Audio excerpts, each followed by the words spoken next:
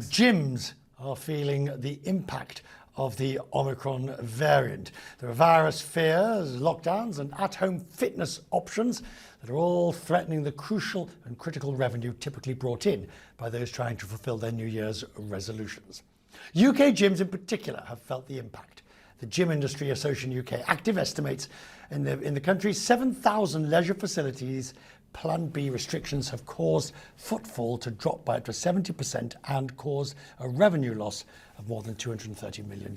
Russell Barnes is the CEO of UK fitness club operator David Lloyd Leisure, joins me now. Good to see you, sir. Hello, Rick. When Omicron came along, I realised for you and others it sort of threw your plans under the bus, but people stayed. The club stayed open and adapted in a way that we hadn't seen before. Yeah, I think the first and most important point was that we weren't forced to close when the Omicron variant arrived, which was crucial for us. We lost 14% of our membership during the 8.5 months that we were forced to close. So that was critical that we were able to remain open. Obviously, David Lloyd clubs, we operate across 9 countries across Europe. We're large facilities, typically 50,000 square feet. So, there's plenty of space and we can operate safely. But being able to remain open was crucial. We'd seen, since we reopened in April, significant demand, record sales months, new members flooding back in. In actual fact, by the end of the year, we were at 105% of our original membership count level. So we'd seen really, really strong performance, but then Omicron arrives and we have to again adapt. So let's talk about living with COVID.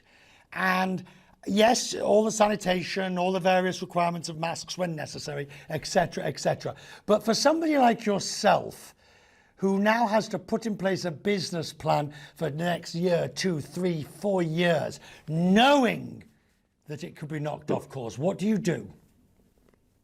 Well, we've got heightened cleaning regimes, of course. We've got COVID protocols that are embedded in the operation. And we've sort of got to accept that that will have an inherent cost to it that we've got to absorb in the business. But, and I think this is the crucial point, I think that there's an understanding that wellness and fitness and well-being is important in a COVID world. And that is certainly what we're seeing. Not only are we seeing a significant demand for membership across our estate, but we're also seeing an increase in usage, existing members using the clubs more. And that on top of hybrid working. We've got lots of data that tell us that members are going to not go into the office as much.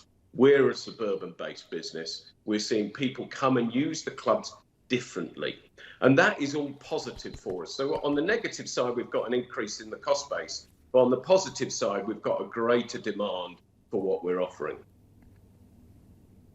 And finally, from your studies, because I know you look at these things, how long does the average New Year's resolution last to get back in the gym and work out? Because I'm thinking that, what were we, January the 18th, January the 19th? Oh, it must be just about, people are just sort of deciding, can I keep it going or not? Yeah, well, look, it's a commitment to join us. I think someone has to be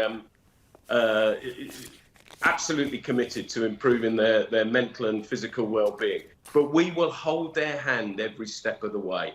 We will try and ensure that every visit is enjoyable. And we are obsessed by encouraging every member to use the club as much as possible. And honestly, the more you use it, the longer you'll stay. It's not difficult. And of course, we're a full club offering. We're not just gyms, we're pools, we're kids, families, workspaces. So, providing we are offering a good enough quality product, I think that January good intention that the individuals have will last throughout the year.